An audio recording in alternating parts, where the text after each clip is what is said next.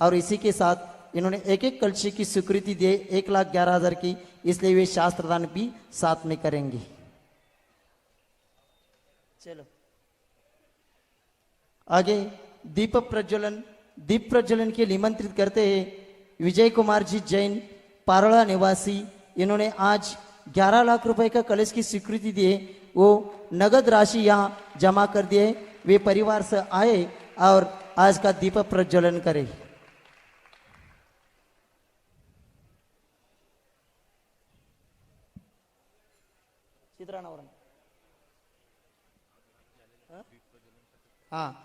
यहाँ मलकापुर के विधायक चैनसुख जी संचेती साहब जी भी आए हैं। वे भी यहाँ आज चित्र अनावरण दीप प्रज्वलन में आए, ऐसा उनको निवेदन करते हैं और आचार्य श्री के चरणों में श्रीफल अर्पण करके आशीर्वाद प्राप्त करेंगे। मलकापुर के विधायक चैनसुख जी संचेती आचार्य श्री के चरणों में श्रीफल अर्पण करेंगे और वे भी दीप प्रज्वलन में सहयोग करेंगे। एक परिवार उधर हो जाओ, एक परिवार इधर आ जाओ।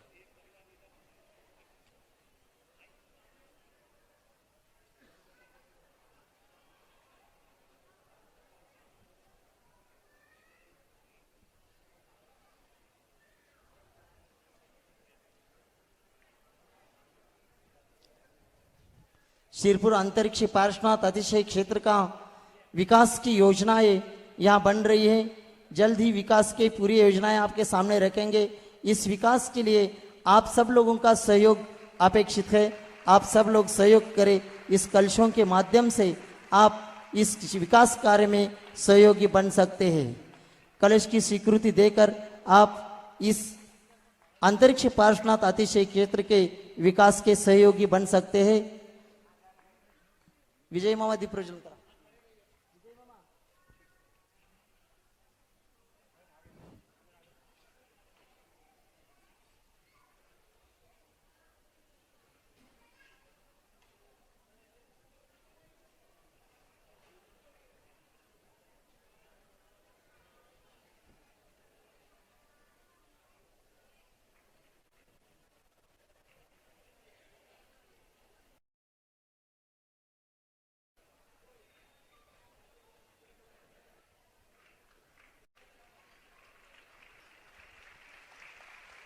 मलकापुर गौशाला के प्रतिनिधि प्रवीण जी जैन यहाँ अपनी बात निवेदन केवल 2 मिनट में अपना निवेदन रखेंगे।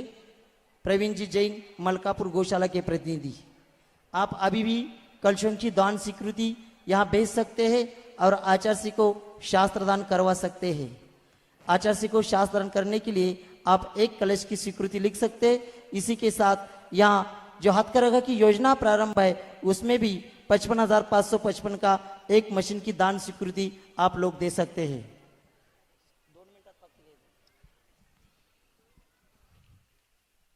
संत शिरोमणि विश्व संत जगत गुरु आचार्य श्री विद्यासागर जी के चरणों में मैं मलकापुर गौशाला बुल्डाना जिला सकल जैन समाज एवं खानदेश विभाग के सकल जैन समाज की ओर से उपस्थित सभी की ओर से आपके चरणों में त्रिवार नमोस्तु करता हूं। नमोस्तु आचार्य श्री, नमोस्तु आचार्य श्री, नमोस्तु आचार्य श्री। मुनिश्री अक्षय सागर जी महाराज जी एवं मुनिश्री नेमी सागर जी महाराज जी की प्रेरणा से और आपके मंगल आशीर्वाद से 2013 चातुर्मास के उपरांत अक्षय सागर महाराज जी के सानिध्य में मलकापुर आचार्य श्री विद्यासागर गौ संवर्धन का निर्माण हुआ, कार्य शुरू हुआ और गुरुजी ने एक आदेश दिया था कि इस गौशाला में सिर्फ जो दुखी गाय हैं, यानी जो कत्तल खाने की ओर से जो आती है, सिर्फ वही गाय का यहाँ सेवा होगी।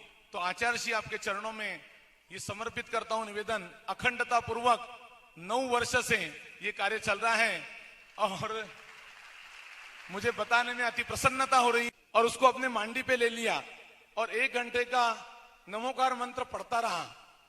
नमोकार मंत्र के सानिध्य में उस गौ माता ने अपने प्राण त्याग दिए, लेकिन गौ माता ने एक बात कही कि मेरा निवेदन इस आप पूरी भक्ति के साथ आचार्य श्री के चरणों में जरूर पहुंचा देना, जरूर पहुंचा देना। नमोस्तु आचार्य जी, नमोस्तु आचार्य जी। मैं उस बालक को लाना चाहता था लेकिन वो नहीं ला पाया। नमोस्तु आचार्य जी, नमोस्तु आचार्य जी। धन्यवाद। बहुत अच्छे से गौशाला का सेवा ये सब लोग कार्यकर्ता लोग कर रहे हैं। उन सभी लोगों को बहुत बहुत धन्यवाद। बेटावद से यहाँ कुछ लोग आए, जिला धुलिया, उसके 2 प्रतिनिधि केवल आएंगे। उनकी भावना है आचार्य जी के सानिध्य में उनके मंदिर का पंचकल्याणिक हो जाए। ये भावना लेकर के बेटावद से भी श्रावकगण आए। उनके कुछ लोग आए, जिला धुलिया, उसके 2 प्रतिनिधि केवल आएंगे। उनकी भावना है आचार्य जी के सानिध्य में उनके मंदिर का पंचकल्याणिक हो जाए। ये भावना लेकर के बेटावद से भी श्रावकगण आए।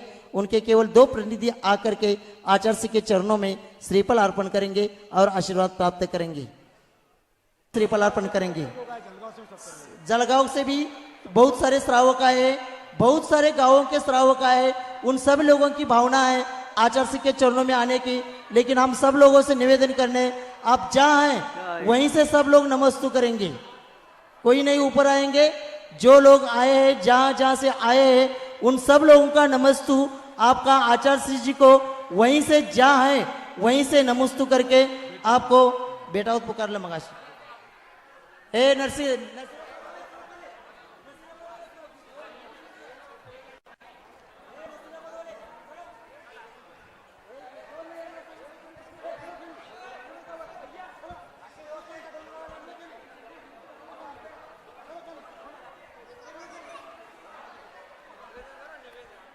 जिनका नाम अनाउंस किया जाता है वही लोग केवल ऊपर आना चाहिए। और जो महिला मंडल की वो मंदिर कमेटी का प्रतिनिधि है, उनको प्रतिनिधि के रूप में हम यहाँ अवसर देना चाहते हैं। आप लोग ये सब गड़बड़ करते, ये ठीक नहीं है। आज की सेवा देने के लिए कारंजा के स्वयंसेवक आए, वो वहीं से सभी लोग नमस्तु करेंगे, कोई भी मंच पर नहीं आएंगे।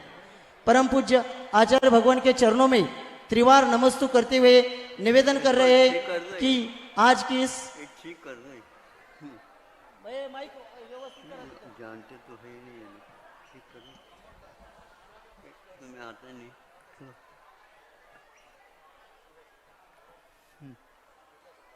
आचार्य जी के चरणों में त्रिवार नमस्तु करते हुए निवेदन कर रहे हैं आज की इस पावन बेला पर हम सब लोगों को उद्बोधित करें। नमस्तु भगवान, नमस्तु नमस्तु। ओम नमः सिद्धेभ्यः, ओम नमः सिद्धेभ्यः, ओम नमः सिद्धेभ्यः। अहिंसा परमो धर्म की आचार्य गुरुवर श्री कुंद कुंद भगवान की, आचार्य गुरुवर श्री ज्ञान सागर मुनि महाराज की,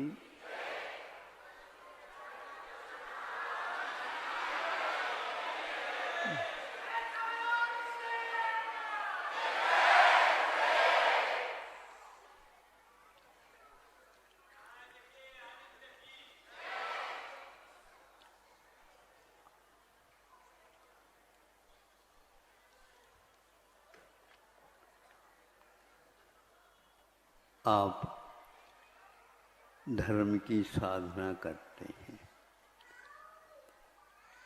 आराधना करते हैं और उसके प्रचार प्रसार में भी लगे हुए हैं। धर्म कहाँ रहता है, इसके बारे में संभव है हम लोगों के सिवा और किसके पास रह सकता है। इस प्रकार कहने वालों से हमारा कहना है, इस धारणा को आप पहले छोड़ दीजिए। मनुष्य ही एकमात्र धर्मात्मा बनता हो ऐसा नहीं। पशुओं में भी यह देखने को उपलब्ध होता है, किंतु वे अपने मुख से कुछ कह नहीं पाते। यदि कह भी देते हैं, उनकी भाषा हम लोगों को समझ में नहीं आती। फिर भी आप जैसे जी रहे हैं वैसे ही इस दुनिया में वो भी जी रहे हैं। यह जो कर्मों का खेल है और उसके उदय के कारण ऐसी पर्यायें मिलती है, लेकिन पर्यायों के साथ वह स्थिर हो ऐसा नियम नहीं है। भावों में परिवर्तन, जैसे सागर में ज्वार भाटे उठते रहते हैं, समाहित होते रहते हैं। दर्पण में बिंब पड़ते हैं और वह जब बिंब की वस्तु वहाँ से हट जाती है, बिंब नहीं दिखता। उसी भांति यह आत्माएं एक प्रकार से पर्यायों के साथ परिवर्तित होती हुई आती रहती है।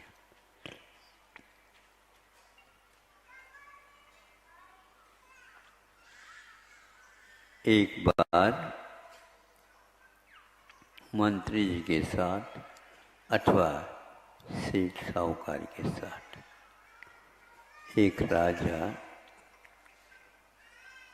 वैसे ही हवा खाने हेतु जाता है और उसके साथ वह सेठ भी हो जाता है अथवा वह मंत्री भी हो जाता है। कुछ जाने के उपरांत वह सोचता है ये जंगल आ गया, इसमें आप लोगों को ज्ञात होगा राजाओं का प्राय करके ये शिकार खेलने की परंपरा देखी गई है, किंतु वह रक्षा के हेतु करते थे और कुछ लोग उसके भक्षण के रूप में स्वीकार करते थे।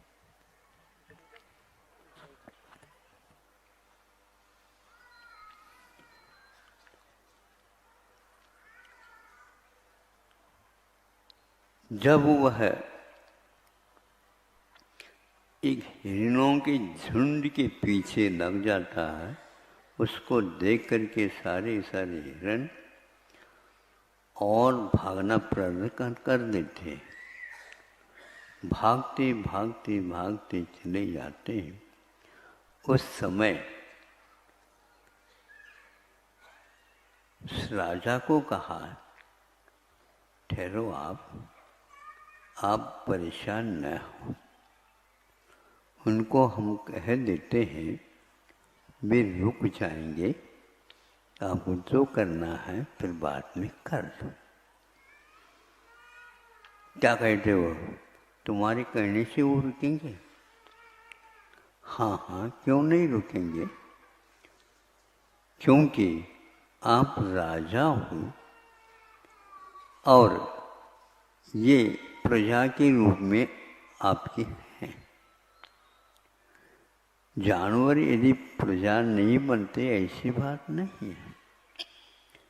राजा के यहाँ सभी प्रकार के प्राणी उनको सहयोग देने हेतु पालन पोषण उनका होता रहता। उसी समय उन्होंने हाथ कर दिया, रुको, आपके रक्षक ही यदि भक्षक बन गए तो इसको आपको स्वीकार करना चाहिए। वो सारी झुंड 200 हिरणों की थी, रुक जाती। राजा को कहा, हाँ, आपको क्या करना है कर सकते हो। इसको सुन करके राजा के मन में भाव आया, ये कौन, हम नहीं समझ पा रहे थे और हमारे दरबार में ये रहता है। किंतु उस कुछ और मन में आ गया एक बार और कर दे अवसर पर, और दोनों आ जाते लौट करके। भीतर ही भीतर घूमता रहा ये सब कुछ दृश्य राजा के मन में। एक दिन यदि तुम अहिंसक हो और इनको मारने से आप इनकी रक्षा करते हो, तो हम विशेष रूप से ऐसे स्थान बनाएंगे जिस स्थान में आपको बुला दिया जाएगा। और उस समय आपको उसके बारे में क्या सोच है हमें समझ में आ जाएगा। आप अहिंसक यदि हैं तो उसमें भी परीक्षा में पास हो जाए। ठीक है, जैसे आप कहो। आप कह रहे हैं इतना ही पर्याप्त है। और कुछ दिन के बाद एक सिंह को प्रशिक्षित करके तैयार कर दिया गया, और प्रशिक्षित इसलिए कहा जा रहा है कि उसे प्रशिक्षित होने के उपरांत जो हम कहेंगे वही वह करेगा। एक बार बुलाया गया सब जनों को और कहा, इसको आज हम विशेष रूप से मांसादिक का भक्षण न करा करके और कुछ चीज़ों को खिलाना जाए, और उसमें आप लोग सब आमंत्रित हैं। सभी जनता हैरान हो गई कि उसको इसके बदले में कुछ और मिल रहा खाने को, और वह शेर को 2-3 दिन भूखे रखे गए। और जो व्यक्ति भूखा होता है वो क्या करेगा, और वो भी हिंसक है, और उसको पिंजरे में से बाहर निकाला गया। इनको यदि आप अहिंसक हो, सबके ऊपर आपका प्रभाव है, तो इनको जिलेबे, लाडू और व्यंजन, और एक तरफ कड़ाह में दूध भरा हुआ रखा है, ये खिलाओ और पिलाओ, तो समझेंगे आप अहिंसक है। बहुत अच्छी बात है। जो ही पिंजरे से उसको बाहर के लिए संकेत दिया, वो आया। सर्वप्रथम उस व्यक्ति को खाने के लिए उसके पास जाकर के खड़ा हो जाता। सब लोगों को यही लग रहा था अब ये छोड़ेगा नहीं, 3 दिन का भूखा है, जल्दी जल्दी पूर्ण करेगा ये खा। चारों ओर उसने देखा, देखो तुमको यदि क्षुधा शांत करना है, प्यास को भी शांत करना है, आपके सामने ये नैवेद्य रखा गया है।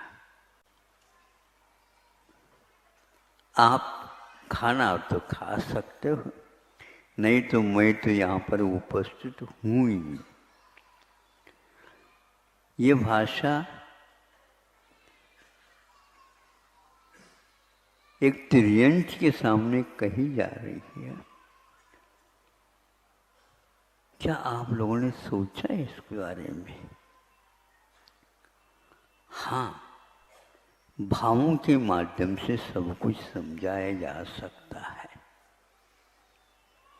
उनके कहने से, यूं करने से वो सारे खड़े हो गए और इस ओर आ गए। तो उसने वो छोड़ दिए इनको और जा करके जिलेबी व्यंजन खाता रहा। फिर इसके उपरांत दूध को भी उसने पी लिया।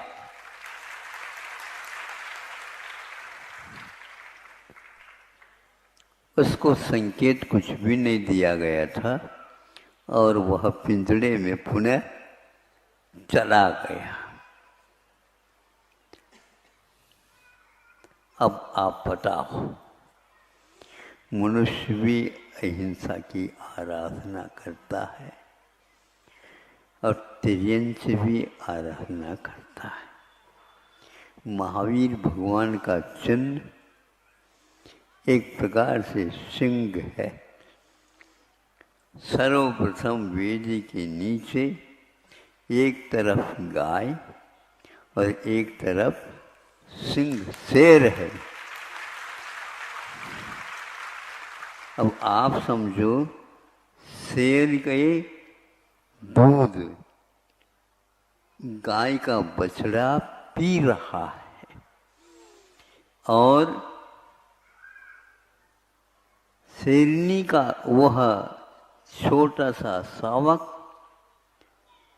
गाय का दूध पी रहे। अब ये दोनों सिंह और गाय वहाँ पर एक घाट पर पानी पी रहे हैं। किसका परिणाम है?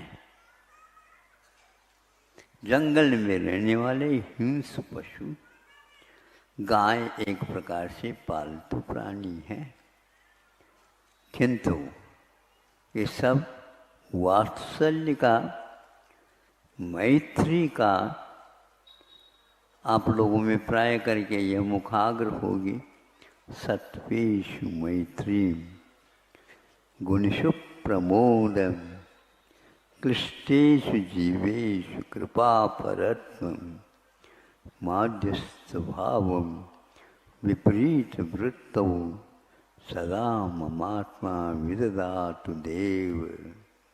हे भगवान, ये परिणाम मेरे संसारी जीवों के प्रति हमेशा बने रहे।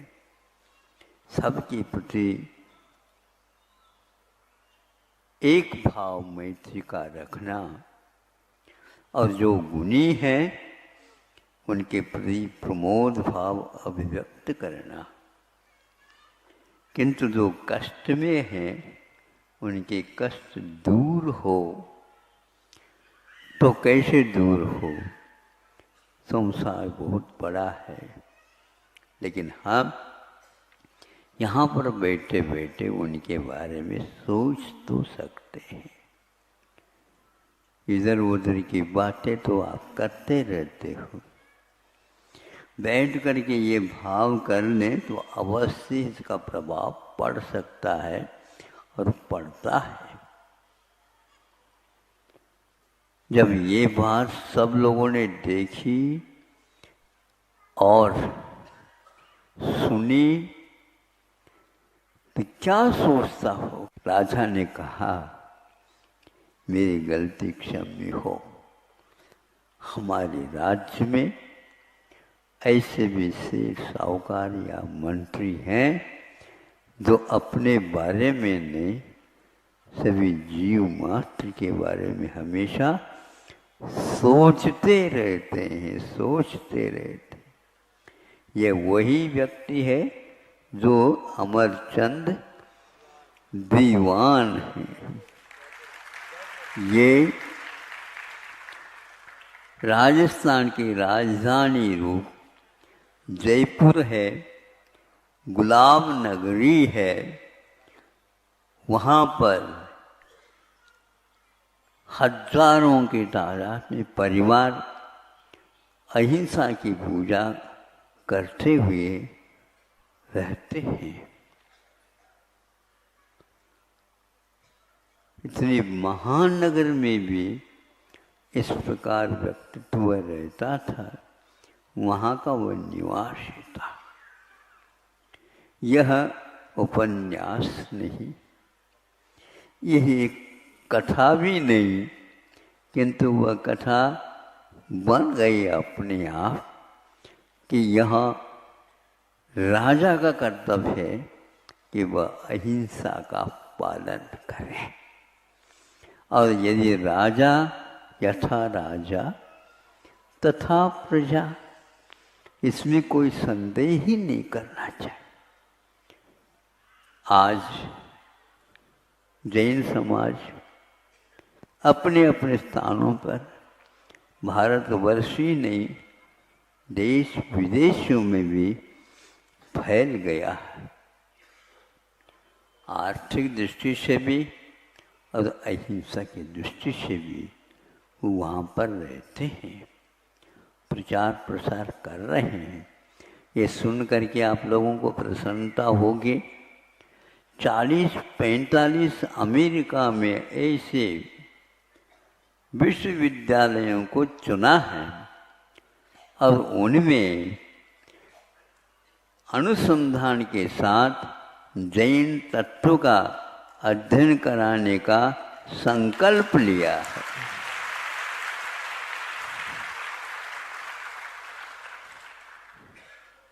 जो ही ये हमने सुना तो लगा ये कुछ विस्मय की बात लगती है। नहीं, कई व्यक्ति कहाँ पर क्या हो रहा है, कहाँ पर क्या योजना है, उसके बारे में सोचते रहते हैं और उसका संकलन करके जैन तत्व को 30 विषयों के साथ अनुसंधान के लिए भी चुना गया है। आप एक भी विश्वविद्यालय में इस प्रकार की व्यवस्था नहीं की है और वह अहिंसक देश तो नहीं है, लेकिन यहाँ से जाकर के बसने वालों की संख्या वहाँ पर भी है और वहाँ के राष्ट्रपति भी, जहाँ तक स्मरण है मुझे, भारत के ही एक निवासी सिद्ध हो गया है। इसी प्रकार इंग्लैंड में भी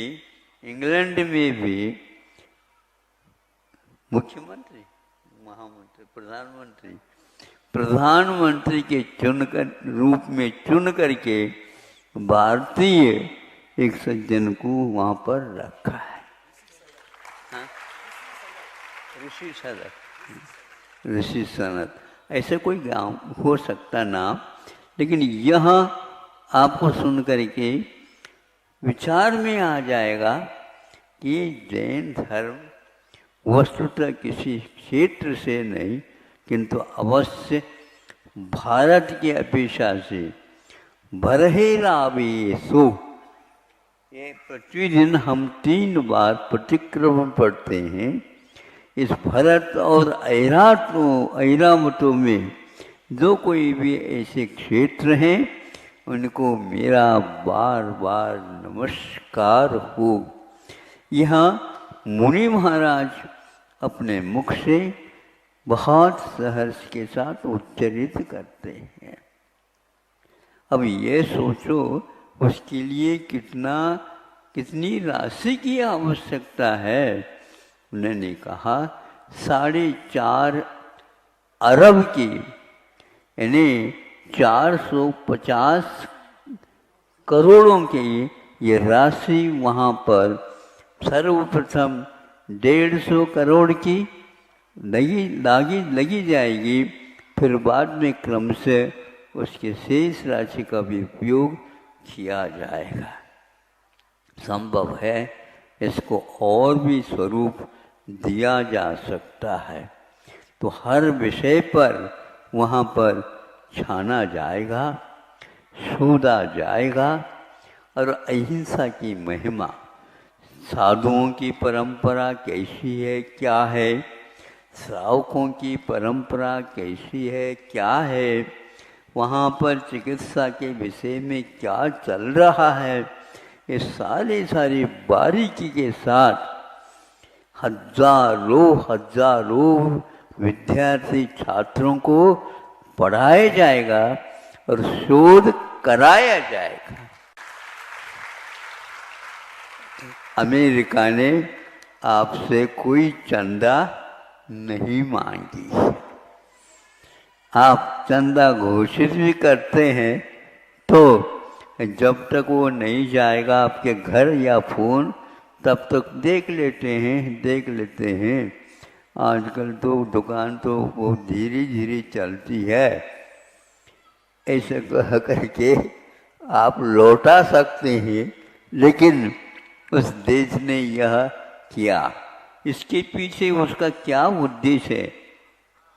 मैं तो ये सोच रहा हूँ, आप किसी भी विश्वविद्यालय में हिंदी के माध्यम से इस प्रकार के कार्य किए हो नहीं मालूम, लेकिन यहाँ हिंदी साहित्य और संस्कृत साहित्य के माध्यम से अनुसंधान किया जाएगा, इसमें कोई बात नहीं। ऐसे कई बार यह कुछ छोटी छोटी योजनाएं अमेरिका इत्यादि में घोषित थी, किंतु यह तो एक चौंकाने वाला विषय है कि ऐसा भारत के बारे में उन लोगों का सोच विचार है। विश्व में कहाँ कहाँ पर गतिविधियाँ धर्म के विषय में, चिकित्सा के विषय में, शिक्षा के विषय में, शोध के क्षेत्र के विषय में योजनाएं बनती हैं, बनती रहती है, लेकिन आज तक की योजना में यह बृहद योजना मानी जा सकती है। उन लोगों के लिए इसका कोई विशेष बात नहीं है, लेकिन फिर भी दूसरे देश के बारे में इतिहास के साथ साथ यह शिक्षा और चिकित्सा इत्यादि विषयों को बारीकी के साथ अध्ययन कराया जाएगा तो अपने आप ही शाकाहार क्या वस्तु है सामने, विश्व के सामने आने वाला है। एक ऐसा समय आया है जो बहुत विषम माना जा सकता है, लेकिन यह विषम नहीं, बहुत ही समतापूर्ण विषय हो गया है। ऐसे ही शोध हो रहे हैं चिकित्सा को लेकर के देश विदेशों में। कैंसर की बीमारी के लिए उन्होंने एक प्रकार से चुना। विश्व में कई देशों में उपवास करने की पद्धति तो रहती है, किंतु उन्होंने उस रोग की चिकित्सा के लिए उपवास को चुना है। प्रति वर्ष नहीं, प्रति मास नहीं, प्रति हफ्ता नहीं, यह निश्चित रूप से जैनियों के यहाँ उपवास करने की परंपरा तो अभी भी जीवित है। उपवास भी कर सकते हैं, ऐसे वर्षों पुरानी ये वस्तु है। हाँ, इससे क्या होता है? इससे यह होता है कि आरोग्य अपने आप ही ठीक होने लग जाता है। बिना दवाई के भी आप रोगों की चिकित्सा कर सकते हैं। ये क्या कर रहे हैं महाराज? हाँ बिल्कुल, गरीबों के लिए लाखों करोड़ रुपए व्यय करना संभव नहीं है, तो उसकी चिकित्सा कौन करेगा? भगवान की वाणी करेगी। तो उपवास करने से क्या होता है? उपवास के दिन आपको विस्मय होगा, लेकिन यह शोध का विषय बन चुका है। उसका क्या परिणाम निकलता है? परिणाम यह निकलता है कि जिस दिन उपवास करता है उस दिन उसके पेट में कुछ ऐसे तत्व रहते हैं नसों इत्यादि में, वहाँ उस दिन बाहर आ जाते हैं। हार्मोनिया शक्ति कोशिकाएं यूं समझ लो, जिसमें इस प्रकार का तत्व भरा हुआ रहता है, और उसके बाद वह पेट में अपना कार्य करना प्रारंभ कर देता। 24 घंटे में उसमें इस प्रकार का परिवर्तन होता है और पुनः वह अपने अपने स्थानों तक पहुंच जाते हैं। आप आहार कर लेते हैं, इसलिए वो कहते हैं कि नहीं, हमारा औषध उपवास के दिन ही काम करता है। यह सिद्ध हुआ। तो यहाँ जापान में अभी शोध किया गया है कि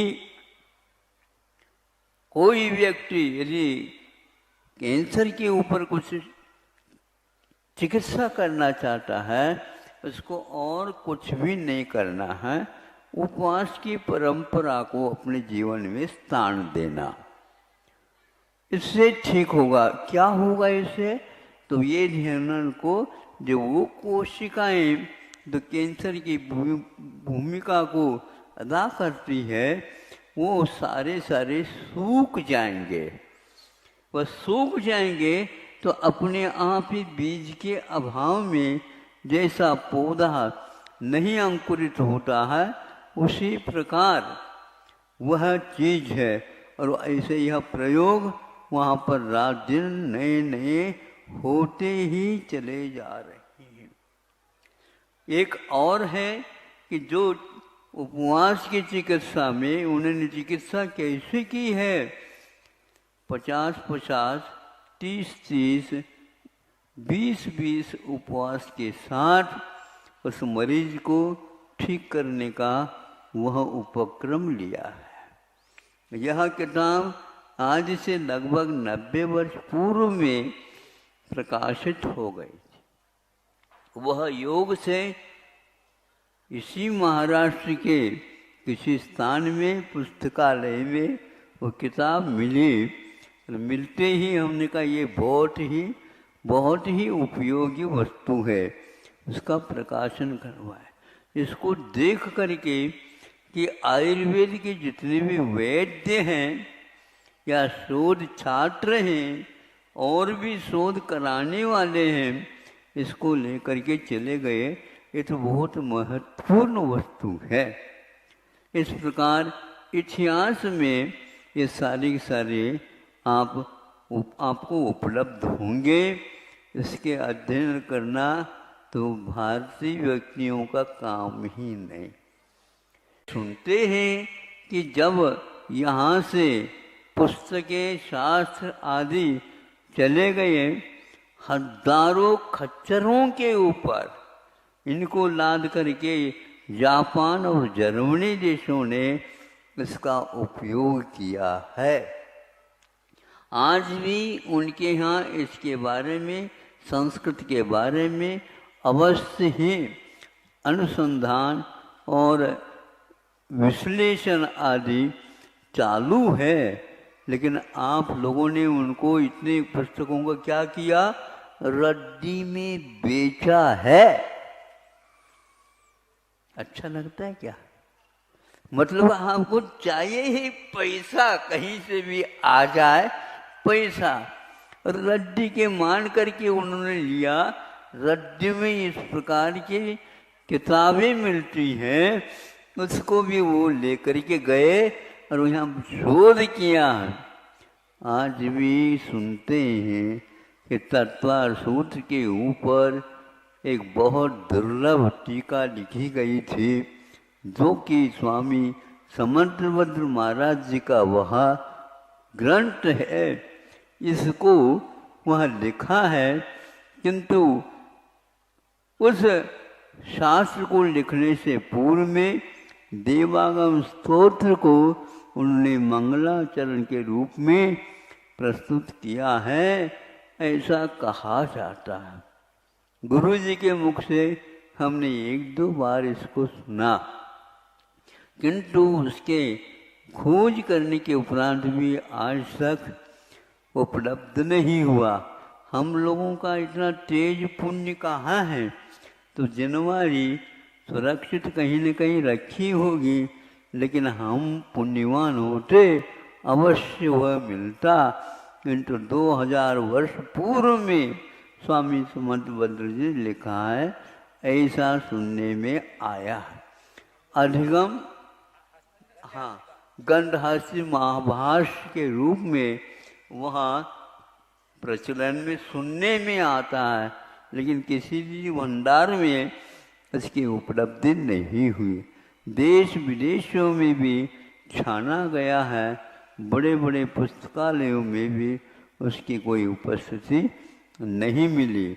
वो तो उस समय यहाँ लुट रहा था, उस समय उन लोगों ने उसको लेकर के गए, उसका उपयोग किया है।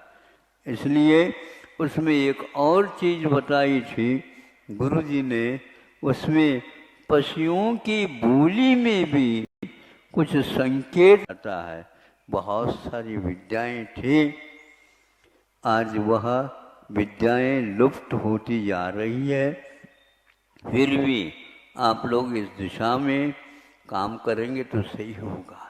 यदि इतने विश्वविद्यालयों में हिंदी को लेकर के कोई शोध करेगा तो आप सोचो, आपके यहाँ एक विश्वविद्यालय नहीं इस प्रकार काम करने वाला, और वहाँ पर इस 33 विषयों के ऊपर अनुसंधान सहित यह विषय पुष्ट हो रहा है।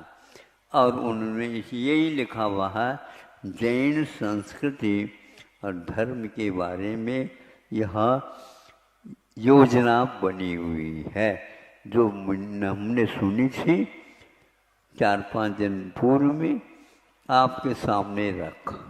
अभी आप पशुओं को उनकी भाषा में बोल करके काम करने के बारे में सुना अमरचंद दीवान के मुख से। ऐसी स्थिति में यह भावों की तरंगें जो जाती है वो अपने आप ही आ जाती है। उनके भी नाम होते हैं, उनको संबोधित करने के लिए उस नाम से कह दें तो वह बहुत दूर भी रहेगी गैया या भैंस, उस मालिक के पास अवश्य ही आ जाएगी। क्योंकि यह आपका रविवारी दिन है और भी शेष रविवार हैं, सामने पर्व भी आ रहा है।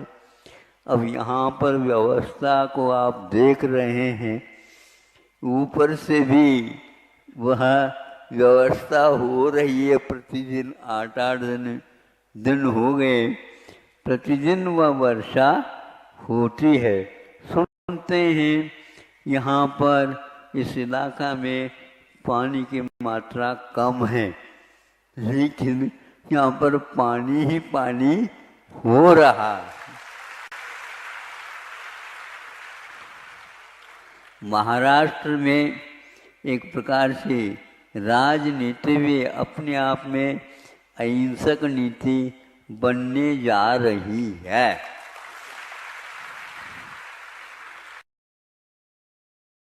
यह एक बहुत सुंदर बात है कि अहिंसा के बारे में सभी नेता लोग सोच विचार में आ गए हैं।